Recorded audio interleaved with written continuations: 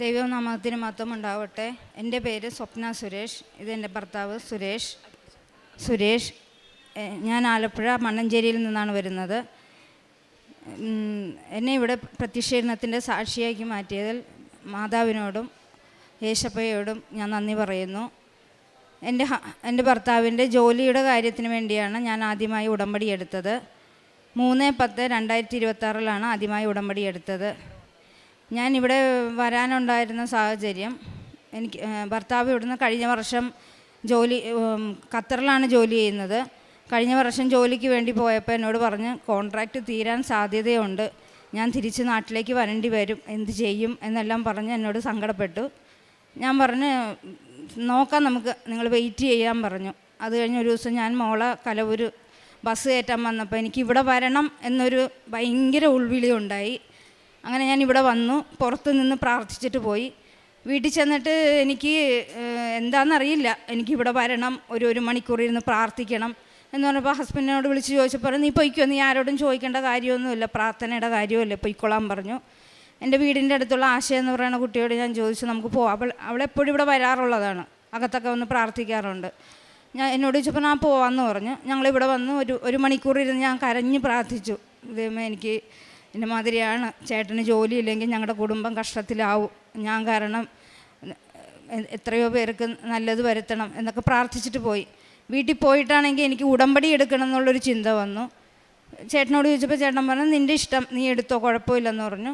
ഞാൻ പിറ്റേ ദിവസം തന്നെ വന്ന് ഉടമ്പടി എടുത്തു.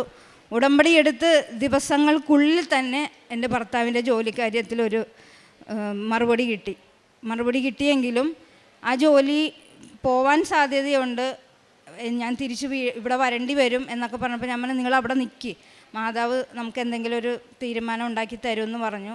അങ്ങനെ ഞാൻ അവിടെ പിടിച്ചു നിർത്തി.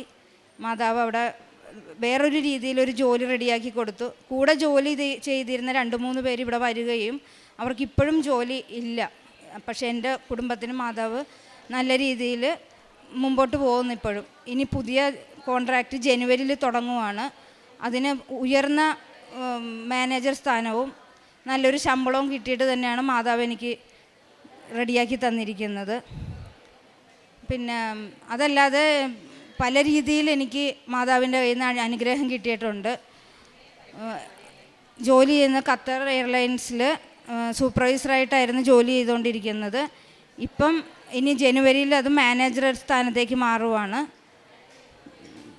ഞാൻ രാവിലെ 5:30 മണിക്ക് എണീറ്റ് ഡെയിലി ബ്രെഡ് കേൾക്കുകയും പ്രാർത്ഥിക്കുകയും അത് കഴിഞ്ഞ് ജപമാല പ്രാർത്ഥിക്കുകയും ജോലിയുടെ കൂടെ തന്നെ അടുക്കളയിൽ ജോലി ചെയ്യുമ്പോൾ തന്നെ എല്ലാ പ്രാർത്ഥനകളും കാര്യങ്ങളും യൂട്യൂബ് വഴി കേൾക്കുകയും അതിൻ്റെ കൂടെ പ്രാർത്ഥിക്കുകയും ചെയ്യും. പിന്നെ എൻ്റെ മകനാണെങ്കിലും പല രീതിയിൽ അനുഭവങ്ങൾ ഉണ്ടായിട്ടുണ്ട്. കരാട്ടെ ബ്ലാക്ക് ബെൽറ്റ് ആയിരുന്നു അവൻ, ഇപ്പം ബ്ലാക്ക് ബെൽറ്റ് എടുത്തു.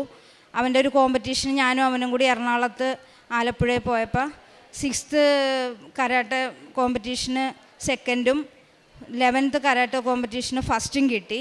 അത് മാതാവിൻ്റെ വലിയൊരു അനുഗ്രഹമായിരുന്നു. ഞങ്ങൾ അത്രയും കഷ്ടപ്പെട്ട് ഇവിടുന്ന് പോയിട്ട് അവന് 3-4 കളി കഴിഞ്ഞിട്ട് ലാസ്റ്റത്തെ കളിക്ക് അവൻ അമ്മ എനിക്ക് എന്തെങ്കിലും കിട്ടുമോ, ഞാൻ കിട്ടും, പ്രാർത്ഥിച്ചോ. മാതാവിൻ്റെ തൈലം ഞാൻ കൊണ്ടുപോയിട്ടുണ്ടായിരുന്നു, അത് നെറ്റിയിൽ തടവി ഞാൻ പ്രാർത്ഥിച്ചു. ലാസ്റ്റത്തെ ഇത് വന്നപ്പോൾ അവന് 1st ഗോൾഡ് മെഡൽ കിട്ടി. അവനത് വലിയൊരു സന്തോഷവുമായി ഇവിടെ വന്ന് ഞങ്ങൾ എറണാകുളത്ത് നിന്ന് തിരിച്ച് വരുന്ന വഴി ഇവിടെ വന്നു, മാതാവിനെ കണ്ടു, പ്രാർത്ഥിച്ചിട്ടാണ് ഞാൻ വീട്ടിലേക്ക് പോയത്. അതല്ലാതെ അവനിപ്പോൾ +2 പഠിക്കുവാണ്. +1 പരീക്ഷ ലാസ്റ്റ് പരീക്ഷയ്ക്ക് അവന് പഠിച്ചിട്ട് ശരിക്ക് കിട്ടുന്നില്ലെന്ന് പറഞ്ഞപ്പോൾ ഞാൻ മാതാവിൻ്റെ രൂപവും ഇത് കണ്ട് പ്രാർത്ഥിച്ച് ലോക്കറ്റും കൊണ്ട് പോയിക്കോ, നിനക്കെല്ലാം ശരിയോ, അമ്മ ഇവിടെ നിന്ന് പ്രാർത്ഥിച്ചോളാം എന്ന് പറഞ്ഞു. ഞാൻ പ്രാർത്ഥിച്ചു. ഇപ്പോൾ +1 റിസൾട്ട് വന്നപ്പോൾ അമ്മ ഞാൻ തോറ്റു പോകും, ഒരു വിഷയത്തിനെങ്കിലും ഞാൻ തോക്കും. ഞാൻ പറഞ്ഞില്ല, നീ തോക്കത്തില്ല, നമ്മുടെ കൂടെ മാതാവ് ഉണ്ടെന്ന് പറഞ്ഞു. ഞങ്ങൾ വിചാരിക്കുന്നതിനെക്കാട്ടി കൂടുതൽ മാർക്ക് തന്ന് മാതാവ് എൻ്റെ മകനെ നല്ല രീതിയിൽ മുമ്പോട്ട് കൊണ്ടുപോയി. ഇപ്പോൾ +2 പഠിക്കുന്നു, ഇപ്പോൾ ഓണപ്പരീക്ഷയ്ക്ക് പോയിരിക്കുവാണ്. ഇല്ലെങ്കിൽ അവനും ഇപ്പോൾ ഇവിടെ സാക്ഷ്യം പറയാൻ വന്നേനെ. എൻ്റെ ചേട്ടൻ ഇന്നലെയാണ് ഖത്തറിൽ നിന്ന് വന്നപ്പോൾ തന്നെ ചേട്ടൻ തന്നെ എന്നോട് പറഞ്ഞു വേറെ എവിടെ പോയില്ലെങ്കിലും നമുക്ക് ആദ്യം മാതാവിൻ്റെ അടുത്ത് വന്ന് സാക്ഷ്യം പറയണം എന്ന്. ചേട്ടനൊരു നിർബന്ധം തന്നെയായിരുന്നു. ഞങ്ങൾ വന്നു, സാക്ഷ്യം പറയുന്നു. എൻ്റെ പെങ്ങളുടെ ഹസ്ബൻഡിൻ്റെ പെങ്ങളുടെ മകന് ഒരു ആക്സിഡൻ്റ് ഉണ്ടായി ഡിസംബർ 31 രാത്രി. ഞാൻ അറിയുന്നത് വെളുപ്പിന് 6 മണിക്കാണ്. സകൃത ഹോസ്പിറ്റലിലായിരുന്നു അഡ്മിറ്റ് ചെയ്തിരുന്നത്. ചെന്ന് കണ്ടപ്പം മുഖം എല്ലാം ചതഞ്ഞിരിക്കുന്നു. എനിക്ക് കണ്ടപ്പോൾ ഭയങ്കര വിഷമമായി. ഞാനിവിടുന്ന് ഇത് കൊണ്ടുപോയിട്ടുണ്ടായിരുന്നു. മാതാവിൻ്റെ കാശിരൂപം കൊണ്ടുപോയി, തൈലവും കൊണ്ടുപോയി അവനെ തൊട്ട് പ്രാർത്ഥിച്ച് അവനോട് ഞാൻ പറഞ്ഞു ഒന്നും വരുത്തത്തില്ല, എല്ലാം റെഡിയാവും, ആൻറ്റി പ്രാർത്ഥിച്ചോളാമെന്ന് പറഞ്ഞു. അവനെ വാർഡിലേക്ക് കൊണ്ടുവന്ന് അപ്പോൾ ഡോക്ടർ പറഞ്ഞു സർജറി ഉണ്ട്, കാശിന് കുറച്ച് കൂടുതൽ കാശും ആവും, സർജറി ഇച്ചിരി ബുദ്ധിമുട്ടുള്ളതാണ്, പ്രാർത്ഥിക്കുക എന്ന് പറഞ്ഞു. ഞാൻ പറഞ്ഞു ഒരു കുഴപ്പമില്ല, എല്ലാം നമുക്ക് ശരിയാവും എന്ന് പറഞ്ഞ് ഒരു കൊന്ത അവൻ്റെ കയ്യിൽ കൊടുത്തിട്ട് ഞാൻ പറഞ്ഞു മോൻ ഇതിവിടെ തലാണിയുടെ അടിയിൽ വെച്ചോ, പ്രാർത്ഥിച്ചോ, ആൻറ്റി വന്ന് പ്രാർത്ഥിച്ചോളാമെന്ന് പറഞ്ഞു. ഒരു 5-6 ദിവസം കൊണ്ട് തന്നെ ഓപ്പറേഷനും കഴിഞ്ഞു. ഞങ്ങൾ വിചാരിച്ചതിനെക്കാട്ടി കുറവ് പൈസയ്ക്ക് ഓപ്പറേഷനും നടത്തി അവൻ വീട്ടിൽ വന്നു. ഇപ്പോൾ സുഖമായിട്ട് അവൻ ജോലിക്ക് പോകുന്നുണ്ട്, ഒരു കുഴപ്പമില്ല. ആ ഒരു ഇതുകൊണ്ട് അവൻ്റെ അനിയത്തിക്ക് ഇപ്പോൾ വിശ്വാസമായി തുടങ്ങിയിട്ടുണ്ട്. ഇവിടെ അവൾക്കും വരണമെന്ന് ആഗ്രഹമുണ്ട്, പക്ഷേ പഠിക്കാൻ പോകുന്നതുകൊണ്ട് വരാൻ പറ്റിയിട്ടില്ല. പിന്നെ എൻ്റെ വീട്ടിൽ തന്നെ ചേട്ടൻ്റെ അച്ഛനാണെങ്കിലും പിന്നെ ഉടമ്പടി എടുത്ത ആദ്യത്തെ നിയോഗത്തിൽ ഞാൻ വെച്ചിരുന്നത് ചേട്ടൻ്റെ ജോലി, പിന്നെ ഞങ്ങളുടെ വീടിനൊരു വഴി, പിന്നെ ഒരു വാഹനം, അതായിരുന്നു വെച്ചിരുന്നത്. അതിപ്പോൾ ഈ കഴിഞ്ഞ ജൂലൈ മാസം മാതാവ് എല്ലാം ശരിയാക്കി തന്ന് വണ്ടി കിട്ടി, വഴി കിട്ടി. വഴിയിൽ ഞാൻ പ്രാർത്ഥിച്ചായിരുന്നു, ഉപ്പിട്ട് ലോക്കറ്റ് വെച്ച് പ്രാർത്ഥിച്ചിട്ടുണ്ടായിരുന്നു എത്രയും പെട്ടെന്ന് എനിക്കിത് റെഡിയാക്കി തരണമെന്നും പറഞ്ഞുകൊണ്ട്. അത് നല്ല രീതിയിൽ മാതാവ് നല്ല രീതിയിൽ തന്നെ റെഡിയാക്കി. സാമ്പത്തികമായിട്ട് ബുദ്ധിമുട്ടുണ്ടായിരുന്നു മേടിക്കുന്നതിന്, എന്നാലും സുഹൃത്തുക്കൾ വഴി ഞങ്ങൾക്ക് പൈസ കിട്ടി. ഇപ്പം അതിൻ്റെ രജിസ്ട്രേഷൻ കഴിഞ്ഞു, വാഹനം മേടിച്ചു. ഞങ്ങളുടെ വീടിൻ്റെ മുറ്റത്ത് തന്നെ കൊണ്ടുവരേണ്ട ഇത് മാതാവ് എനിക്ക് തന്നു. 2.5 വർഷം, ഞാൻ 2.5 വർഷമായിട്ട് ലൈസൻസ് എടുത്തിരിക്കുമായിരുന്നു. അപ്പം തുടങ്ങി ചേട്ടനൊരാഗ്രഹം ഉണ്ടായിരുന്നു, വീട്ടിൽ അച്ഛനും അമ്മയും വയസ്സായവരാണ്, അവരെ ഒന്ന് ഡോക്ടറിൻ്റെ അടുത്ത് കൊണ്ടുപോകാൻ, എന്തിനെങ്കിലും ഉണ്ടെങ്കിൽ ഒരു വണ്ടി വിളിക്കണമെങ്കിൽ ബുദ്ധിമുട്ടല്ലേ, അപ്പം ലൈസൻസ് എടുത്തെങ്കിൽ ഒരു വണ്ടി ഉണ്ടായിരുന്നെങ്കിൽ എന്ന് പറഞ്ഞിട്ട് എപ്പോഴും പറയുമായിരുന്നു. അത് ഞാൻ നിയോഗത്തിൽ വെച്ച് പ്രാർത്ഥിച്ച് എനിക്ക് കിട്ടി. രോഗസൗഖ്യം എനിക്ക് പീരീഡ്സ് ആകുമ്പോൾ നല്ല വയറുവേദനയും നടുവേദനയും വരുമായിരുന്നു. അപ്പോൾ ഈ തൈലം എടുത്ത് തടവി ഉപ്പിട്ട് വെള്ളം കുടിച്ചിട്ട് അത് അപ്പം തന്നെ എനിക്ക് ഒരു 10 നിമിഷത്തിനുള്ളിൽ എനിക്ക് അതിൻ്റെ മാറ്റങ്ങൾ ഉണ്ടായിട്ടുണ്ട്. എൻ്റെ മകൾക്കാണെങ്കിലും ഉണ്ടായിട്ടുണ്ട്. പിന്നെ ചൊറിച്ചിൽ, മണ്ണ്, പിന്നെ ചെമ്മീൻ, ഞണ്ട് അങ്ങനെയുള്ള സാധനങ്ങളൊക്കെ ഒന്ന് കണ്ണിൽ കണ്ടാൽ മതി, അപ്പോഴേ എനിക്ക് ചൊറിച്ചിൽ തുടങ്ങും. കഴിക്കേണ്ട ആവശ്യമില്ലായിരുന്നു. പക്ഷെ ഇപ്പം എനിക്ക് കുറേ നാളായിട്ട് അങ്ങനെ ഒരു ബുദ്ധിമുട്ടില്ല. എല്ലാം മാതാവ് എനിക്ക് മാറ്റി തന്നു. പ്രേക്ഷിത പ്രവർത്തനം എന്ന് പറയുമ്പോൾ ഞാൻ പറഞ്ഞ മാതിരി ഞങ്ങളുടെ വീടിൻ്റെ അടുത്തുള്ള ആശ എന്ന് പറയുന്ന കുട്ടിയും ഞാനും കൂടി ഉടമ്പടി എടുത്തിരിക്കുന്നതുകൊണ്ട് ഞങ്ങൾ 2 പേരും എല്ലാ മാസവും വണ്ടാനം മെഡിക്കൽ കോളേജിൽ പത്രവും ഭക്ഷണവും പിന്നെ എന്തെങ്കിലും ലോക്കറ്റോ ഫോട്ടോയോ അവർക്ക് എന്താണോ വേണ്ടത്. ഇപ്പം ഇന്ന് ചെല്ലുമ്പോൾ അവർ പറയും ഞങ്ങൾക്ക് അടുത്ത പ്രാവശ്യം വരുമ്പോൾ ലോക്കറ്റ് കൊണ്ടുവന്ന് തരുവാന്ന് പറയണമെങ്കിൽ അത് കൊണ്ട് കൊടുക്കും, പൈസയായിട്ട് കൊടുക്കണമെങ്കിൽ അങ്ങനെ കൊടുക്കും. പിന്നെ ഇവിടെ കഞ്ഞിക്കുഴിയിൽ അഗതി മന്ദിരമുണ്ട് അമ്മമാരുടെ, അവിടെ പോകും. അവിടെ പോയി അവരുടെ അടുത്ത് കുറച്ച് നേരം ഇരുന്ന് വർത്തമാനം പറയും. ആദ്യമൊക്കെ പോകുമ്പം അവിടെ അവർ പറയും ഉച്ച സമയത്ത് വരരുത്, അവർക്ക് ചോറ് കൊടുക്കുന്ന സമയമാണെന്ന് പറയും. പക്ഷേ എന്താണെന്നറിയില്ല, മാതാവ് ഞങ്ങൾ ആ സമയത്തെ അവിടെ എത്തിക്കത്തുള്ളൂ. ഇത്രയും മാസങ്ങളായിട്ട് ആ സമയത്തെ ഞങ്ങൾ അവിടെ എത്തിക്കത്തുള്ളൂ. ഇപ്പോൾ ഈ 2-3 മാസമായിട്ട് ഞങ്ങൾ പോകുമ്പോൾ അവർക്ക് ഭയങ്കര സന്തോഷമാണ്. എന്ന് വെച്ച് കഴിഞ്ഞാൽ ഞങ്ങളും കൂടി അവരുടെ കൂടെ കയറി ഭക്ഷണം കൊടുക്കാനും വാരി കൊടുക്കാനും വെള്ളം കൊടുക്കാനും കൈ കഴുകിക്കാനും എല്ലാത്തിനും ഞങ്ങൾ ചേരാറുണ്ട്. അതുകൊണ്ട് അവിടെ പോയി വന്നു കഴിയുമ്പോൾ ഒരു തൃപ്തിയാണ് മനസ്സിന്. ഞങ്ങളുടെ ഒരു കുടുംബത്തിൽ പോയിട്ട് വരുന്ന മാതിരിയുള്ളതൊരു തൃപ്തിയുണ്ട്. അതേപോലെ ഇവിടെയാണെങ്കിലും ഞാൻ പ്രാർത്ഥിക്കാൻ എല്ലാ ബുധനാഴ്ച ഉപവാസം എടുത്തിട്ട് ഇവിടെ പ്രാർത്ഥിക്കാൻ ഞാനും ആശയും കൂടി വരാറുണ്ട്. ഞങ്ങളിവിടെ വന്നു കഴിയുമ്പോൾ അമ്മയുടെ അടുത്ത് വന്ന് സങ്കടം പറഞ്ഞ് അമ്മ അത് ഞാൻ ശരിയാക്കി തരാം എന്നുള്ള രീതിയിൽ ഞങ്ങൾ സന്തോഷമായിട്ട് പറഞ്ഞ് വിടുന്ന രീതിയിലാണ് ഞങ്ങളിവിടുന്ന് പോകാറുള്ളത്. ആത്മീയ ജീവിതം രാവിലെ പ്രഭാത പ്രാർത്ഥന കൂടാറുണ്ട്, പ്രാർത്ഥിക്കാറുണ്ട്. വൈകുന്നേരത്തെ സായന പ്രാർത്ഥിച്ചിട്ടേ ഞാൻ കിടന്നുറങ്ങത്തുള്ളൂ. അതിപ്പോൾ 12 മണിയല്ല 1 മണിയായാലും അത് മെഴുകുതിരി കത്തിച്ച് പ്രാർത്ഥിച്ച് അമ്മയോട് അന്നത്തെ ദിവസത്തെ നന്ദി പറഞ്ഞിട്ടേ ഞാൻ കിടന്നുറങ്ങാറുള്ളൂ. എൻ്റെ മക്കളോടാണെങ്കിലും ഞാൻ പുറത്തേക്ക് ഇറങ്ങുമ്പോൾ ഞാൻ പറയും മാതാവിൻ്റെ രൂപത്തിൽ പോയി പ്രാർത്ഥിച്ചിട്ട് ഇറങ്ങുക എന്ന് ഞാൻ പറയാറുണ്ട്. എൻ്റെ വണ്ടിയിലാണെങ്കിൽ കൂടി മാതാവിൻ്റെ ഒരു ഫോട്ടോയും തൈലവും ഉപ്പും വെച്ചിട്ടാണ് ഞാൻ വണ്ടി ഓടിക്കുന്നതും എല്ലാം ചെയ്യുന്നത്. അങ്ങനെ പല പല അനുഗ്രഹങ്ങൾ എനിക്ക് കിട്ടിയിട്ടുണ്ട്. ഇനിയും എനിക്ക് മാതാവിന് ഡെയിലി ബ്രെഡ് കൂടാറുണ്ട്, ജപമാല പ്രാർത്ഥിക്കാറുണ്ട്. അച്ഛൻ്റെ ഉടമ്പടി ധ്യാനം ബുധനാഴ്ച വൈകുന്നേരത്തേക്കുള്ളിൽ ഞാനത് കേട്ടിരിക്കും. അത് അച്ഛൻ ലാസ്റ്റ് പറയുന്ന ആ ആരാധന ഞാൻ അമ്മയുടെ വിഗ്രഹത്തിന് മുമ്പിൽ പോയി മെഴുകുതിരി കത്തിച്ചിട്ടേ ഞാൻ പ്രാർത്ഥിക്കത്തുള്ളൂ. രോഗസൗഖ്യത്തിൻ്റെയൊക്കെ ആരാധന അങ്ങനെയാണ് ഞാൻ ചെയ്യാറുള്ളത്. ബൈബിളുണ്ട്, ബൈബിൾ വായിക്കാറുണ്ട്. ബൈബിൾ വായിക്കുകയും ചെയ്യും, ഇയർഫോൺ വെച്ചിട്ട് ചെവിയിൽ കേട്ടോണ്ടിരിക്കുകയും ചെയ്യും. ഞാൻ ജപമാല അതുമാതിരി തന്നെ അന്നുള്ള ജപമാലകളും ഞാനത് കേൾക്കാറുമുണ്ട്. സാക്ഷ്യങ്ങളും കേൾക്കാറുണ്ട്. സാക്ഷ്യങ്ങൾ മറ്റുള്ളവർക്ക് ഞാൻ പറഞ്ഞു കൊടുക്കാറുമുണ്ട്, ഷെയർ ചെയ്യാറുണ്ട്.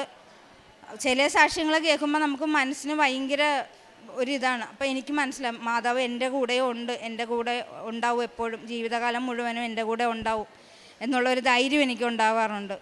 കുടുംബത്തിൽ വന്ന മാറ്റം ഉടമ്പടി എടുക്കുന്നതിന് മുമ്പ് ഞാൻ ആത്മീയമായിട്ട് തന്നെ ഞങ്ങളുടെ രീതിയിൽ പോകാറുണ്ടായിരുന്നു. ഇപ്പോൾ ഉടമ്പടി എടുത്തു കഴിഞ്ഞപ്പോൾ പിന്നെ എപ്പോഴും എൻ്റെ അടുക്കളയിൽ ജോലി ചെയ്യുവാണെങ്കിലും വിശ്വാസ പ്രമാണവും നന്മ നിറഞ്ഞ മറിയവുമാണ് എപ്പോഴും എൻ്റെ ഇത് സംസാരിക്കുന്നതിന് പകരം എനിക്ക് വന്നുകൊണ്ടിരിക്കുന്നത്. പ്രാർത്ഥന അത് തന്നെ മനസ്സിലല്ലെങ്കിൽ ഞാൻ നന്മ നിറഞ്ഞ മറിയമേ സ്വസ്തി അത് തന്നെ പറഞ്ഞുകൊണ്ടിരിക്കും എപ്പോഴും. എണ്ണങ്ങളൊന്നും എനിക്കില്ല, ഒരു ദിവസം എത്ര എണ്ണം പറയുന്നുണ്ടെന്ന് തന്നെ എനിക്കറിയത്തില്ല. എല്ലാം തന്നെ ഈശോയ്ക്കും അമ്മ മാതാവിനും ഞാൻ കോടാനുകൂടി നന്ദി പറയുന്നു. ഇനിയും എൻ്റെ ജീവിതത്തിൽ ഉടമ്പടിയിൽ തന്നെ ആയിരിക്കുമെന്നും എൻ്റെ മക്കളെയും എൻ്റെ വീട്ടുകാരെയും എല്ലാവരെയും, എൻ്റെ അയൽവാസികൾ പോലും എൻ്റെ കാര്യങ്ങൾ കേട്ട് ഉടമ്പടി വന്ന് എടുത്തിട്ടുണ്ട്.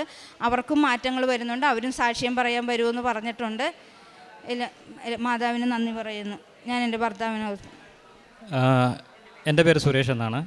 ഞാൻ ഖത്തറിൽ ഹമദ് നാഷണൽ എയർപോർട്ടിൽ ഒരു സൂപ്പർവൈസറായിട്ട് വർക്ക് ചെയ്യുകയാണ്. ഈ നവംബർ 2025 എൻ്റെ ജോലി ചെയ്തിരുന്ന കോൺട്രാക്റ്റ് അവസാനമായിരുന്നു. എനിക്കറിയില്ല എന്ത് ചെയ്യണമെന്നുള്ളത്. എൻ്റെ കുട്ടികളുടെ പഠിത്തം, കുറച്ച് കടങ്ങളും കാര്യങ്ങളൊക്കെ ഉണ്ടായിരുന്നു. തിരിച്ചു വരാനുള്ള ഒരു ഇതിലായിരുന്നു ഞാൻ. ഇങ്ങോട്ട് തിരിച്ചു വന്നിട്ട് ഇവിടെ എന്തെങ്കിലും ചെയ്യാമെന്നുള്ളൊരു ഇതിലായിരുന്നു ഞാൻ. അപ്പോൾ ഞാൻ എൻ്റെ വൈഫിനോട് പറഞ്ഞു എന്തെങ്കിലും ചെയ്യണം, എന്ത് ചെയ്യാം എന്നുള്ളതൊരു ഐഡിയ അവളോട് ചോദിച്ചു. അത് കഴിഞ്ഞിട്ടാണ് അവൾ ഇവിടെ വന്നിട്ട് ഇങ്ങനെ ഉടമ്പടി എടുത്തതും എന്നോട് പറഞ്ഞതും. ഞാൻ എൻ്റെ അടുക്ക പറഞ്ഞു അവിടെ എന്തെങ്കിലും ഒരു കാരണം കൊണ്ടും തിരിച്ചു വരണ്ട, ഒന്ന് പിടിച്ച് നിൽക്ക്, മാതാവുണ്ട്, നോക്കിക്കോളൂ എന്നൊക്കെ പറഞ്ഞു. എനിക്ക് അവൾ ഫോട്ടോയും കാര്യങ്ങളൊക്കെ അയച്ചു തന്നു. ഞാൻ ദിവസവും പ്രാർത്ഥിക്കാറുണ്ടായിരുന്നു. 2025 നവംബർ കഴിഞ്ഞപ്പോൾ എനിക്ക് വേറൊരു കമ്പനിയിൽ താൽക്കാലികമായിട്ട് ഒരു ജോലി കൂടി. പക്ഷേ എൻ്റെ കൂടെ നിന്ന ആൾക്കാരെല്ലാം തിരിച്ചു വന്നിരുന്നു. എനിക്കവിടെ പിടിച്ച് നിൽക്കാൻ പറ്റി എന്തോ ഒരു ശക്തി എന്നെ അവിടെ പിടിച്ച് നിർത്തി. എന്താണെന്ന് എനിക്കറിയില്ല. എനിക്ക് ആദ്യം ഒന്നും ഒരു വിശ്വാസമൊന്നും ഇല്ലായിരുന്നു. അതിനുശേഷം എനിക്ക് എന്തോ ഒരു ശക്തി എൻ്റെ മനസ്സിൽ നിന്ന് എന്തോ പ്രവർത്തിക്കുന്നത് പോലെ എനിക്ക് തോന്നി. അങ്ങനെ ഞാൻ അവിടെ വേറൊരു കമ്പനിയിൽ താൽക്കാലികമായിട്ട് ഒരു ജോലി നിന്നു. മാർച്ചിൽ എൻ്റെ പഴയ കമ്പനിയിൽ നിന്ന് എന്നെ വിളിച്ചു,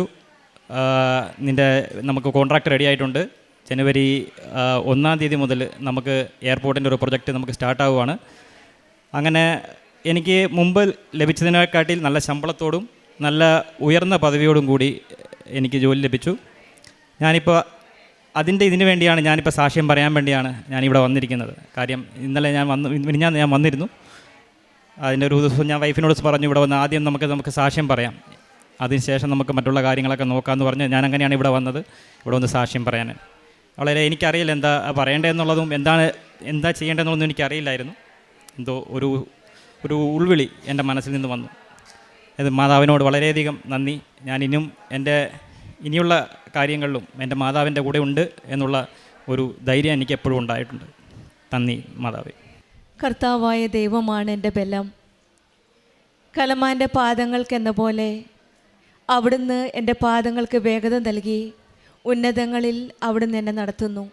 ഈശോയുടെ അമ്മയോടും കൂടെയുള്ള ഉടമ്പടി ജീവിതം നയിക്കുമ്പോൾ നമ്മുടെ ജീവിതത്തിൽ ഈശോയും അമ്മയും പ്രാർത്ഥിക്കുകയും യാചിക്കുകയും ചെയ്യുന്ന എന്തിൽ ലഭിക്കുമെന്ന് വിശ്വസിക്കുകയും നിങ്ങൾക്ക് ലഭിക്കുമെന്ന് മർക്കോസിൻ്റെ സുവിശേഷം 11:24 പറയുന്നത് പോലെ ഈശോയുടെ അമ്മയോട് ചേർന്ന് നിൽക്കുമ്പോൾ ഉടമ്പടി മക്കളുടെ ജീവിതത്തിൽ പ്രാർത്ഥിക്കുന്നതും യാചിക്കുന്നതും വിശ്വാസത്തോടെ പ്രാർത്ഥിക്കുമ്പോൾ, വിശ്വാസത്തിൻ്റെ പ്രഖ്യാപനം നടത്തുമ്പോൾ എല്ലാം നടത്തി കൊടുക്കുന്ന ഒരു ദൈവത്തെയാണ് നമുക്ക് കാണുവാൻ സാധിക്കുന്നത്. നമ്മുടെ ജീവിതത്തിലും നമ്മുടെ ആവശ്യങ്ങളും ബുദ്ധിമുട്ടുകളും വേദനകളുമെല്ലാം പരിശുദ്ധ അമ്മ ജീവനോടെ പ്രത്യക്ഷപ്പെട്ട ഈ സന്നിധിയിൽ സമർപ്പിച്ച് പ്രാർത്ഥിക്കാം. നമ്മുടെ സംശയങ്ങളെ നീക്കി ഉറച്ച വിശ്വാസത്തോടെ ഉടമ്പടി ജീവിതം മുന്നോട്ട് നയിക്കാം. കൃപാസനം അമ്മയുടെ ഇടപെടലിലൂടെ, മധ്യസ്ഥതയിലൂടെ നമ്മുടെ പ്രാർത്ഥനകളും ജീവിതവും ദൈവത്തിൻ്റെ കരങ്ങളിൽ ഏൽപ്പിച്ചുകൊണ്ട് ഉടമ്പടി ജീവിതം കൂടുതൽ തീഷ്ണതയോടെ മുന്നോട്ട് നയിക്കാം. സ്വപ്ന സുരേഷിനും കുടുംബത്തിന് ലഭിച്ച എല്ലാ അനുഗ്രഹങ്ങൾക്കും നമ്മൾക്ക് കരങ്ങളടിച്ച് ദൈവത്തെ മഹത്വപ്പെടുത്താം. അത്യപൂർവ ദൈവാനുഭവങ്ങൾ ഇനി നിങ്ങൾക്കും സ്വന്തം. ഈ യൂട്യൂബ് ചാനൽ ഇതുവരെ സബ്സ്ക്രൈബ് ചെയ്തിട്ടില്ലെങ്കിൽ ഇപ്പോൾ തന്നെ സബ്സ്ക്രൈബ് ചെയ്യുക. ഈ വീഡിയോ ഇപ്പോൾ തന്നെ നിങ്ങളുടെ സുഹൃത്തുക്കൾക്ക് ഷെയർ ചെയ്തുകൊണ്ട് കർത്താവിൻ്റെ പ്രേക്ഷിതരാകുക.